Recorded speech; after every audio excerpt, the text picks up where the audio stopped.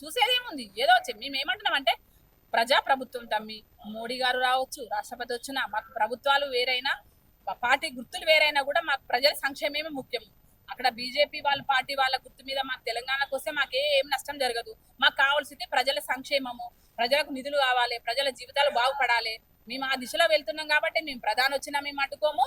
ఒకటే అడుగుతున్న ప్రధాని గారిని, మీరు ఎందుకు సిబిఐకి అప్పచెప్పిన కేసులను పక్కకు పెడుతున్నారు? అది ప్రజలకు చెప్పాలి. మీరు తెలంగాణకు వచ్చినప్పుడు తెలంగాణకి ఇంత నష్టం చేసిన గత ప్రభుత్వం మీద మీరు ఎందుకు చర్యలు తీసుకోవట్లేదు? మా మీద ఎందుకు రుద్దేస్తున్నారు? మీరు ఎందుకు చర్యలు తీసుకోకుండా వాళ్ళని కాపాడుకుంటూ వచ్చిల్లు అనేసి నేను అడుగుతున్నా మోదీ గారిని, బీజేపీ వాళ్ళని అడుగుతున్నా. మీరు చర్యలు తీసుకోండి త్వరగా. ఎందుకంటే ప్రజలను మోసం చేసి అధికారానికి 10 ఏళ్ళు నడిచిన గత బీఆర్ఎస్ ను మీరు ఎందుకు పక్కదోవ పట్టించేసి కాపాడిల్లు? మీకు ఎన్ని నిధులు, ఎన్ని లక్షల కోట్లు మీకు అందినాయి? అప్పుడు ఎందుకు రాలేదు? ఇప్పుడు ఎందుకు వస్తున్నారు మరి తెలంగాణకి అనేసి నేను అడుగుతున్నా. అప్పుడు కనీసం చూడని కూడా చూడలేదుగా బీఆర్ఎస్ ప్రభుత్వంలో ఉన్నప్పుడు. అంటే మీరిద్దరు ఒక్కటి అయిపోయి చేసిన నాటకాల అని నేను అంటున్నా. ఆ నాటకంలో భాగంగానే కేసీఆర్ ను కాపాడిండా మోదీ గారు? మరి ఆ నాటకంలో భాగంగానే ఎన్ని లక్షల కోట్లు తెలంగాణకు అప్పయిందా? మిగులు బడ్జెట్ లో ఉన్న తెలంగాణ రాష్ట్రాన్ని ఎందుకు అప్పల పాలు చేసిండు? ఎక్కడిచ్చిల్లు అనడం వేరు, ఇయ్యడం వేరు. అనొచ్చు, ఎన్ని మాటలైనా మాట్లాడొచ్చు. కానీ అభివృద్ధిలో ఉన్న తెలంగాణకు మీరు ఏమిచ్చిలో చూపించాలి కదా. ఏదో నోటికొచ్చిన మాటలు లెక్కలు చెప్పంగానే అయిపోదు. ఇక్కడ అభివృద్ధి జరగదు, తెలంగాణకు న్యాయం జరగదు. మేము ఇస్తున్నాం అనేది కరెక్ట్, మేము ఖచ్చితంగా ప్రజలకు కనిపిస్తుంది కదా. మరి మీరు ఇచ్చినందుకు కనిపిస్తలేదు. ప్రజలు ఎందుకు సంతోషంగా లేరు ఈ విషయం లోపల?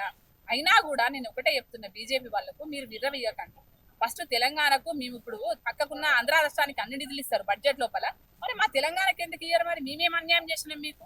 అదే ఈ రోజున మా బీసీ బిల్లుని ఎందుకు పక్కకు పెట్టిల్లు? మా బీసీలకు ఎందుకు న్యాయం చేస్తలేరు? ఇవన్నీ పక్కకు పెట్టి వాళ్ళ 10 తారీఖు కోసం మీకు ఇక్కడ ఏమి ఉన్నది? తెలంగాణలో ఏమీ లేదు. నిల్లు మీరు చేసిన అభివృద్ధి లేదు. మేము రాష్ట్రపతికి పంపించినాము, గవర్నర్కి పంపించినాము, గవర్నర్ నుంచి రాష్ట్రపతికి పంపించినాము. మరి బీసీ బిల్లుని ఎందుకు పక్కకు పెట్టినాం? ఢిల్లీకి వచ్చి అన్నిసార్లు ధర్నాలు చేసినాం కదా. మరి ఏది నీ పరితనం? ఏది తెలంగాణ మీద నీ ప్రేమ? ఏది?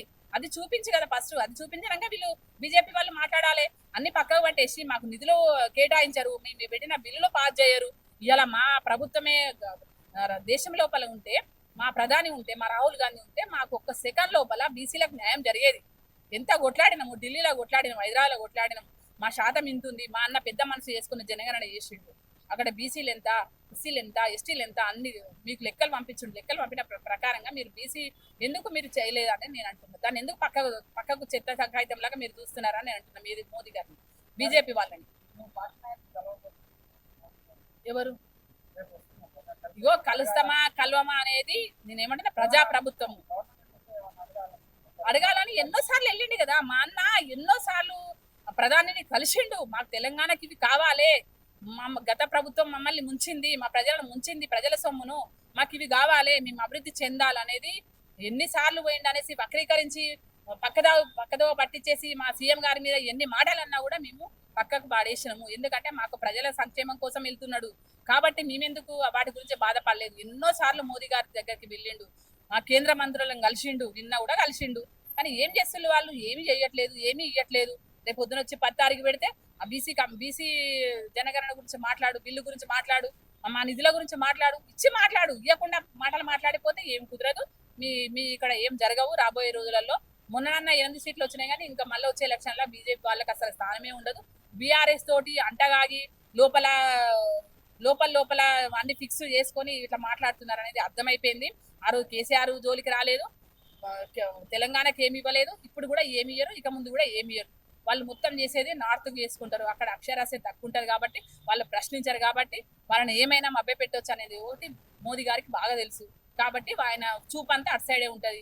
ఏదో మీది చూపులకు మేము ఏదో అరుస్తున్నాం కాబట్టి, మేము అంటున్నాం కాబట్టి మోదీ గారు తెలంగాణకు వస్తున్నారు, ఏదో చెప్తాడు, రేపు పొద్దున మళ్ళీ వెళ్ళిపోతాడు. అది మాత్రం అందరికి తెలుసు. చెవులకు వెళ్ళిపోతాడు ఇక్కడ ఉన్న బీజేపీ వాళ్ళకి అనేసి తెలిసింది. Subscribe us and press the bell icon for more interesting updates.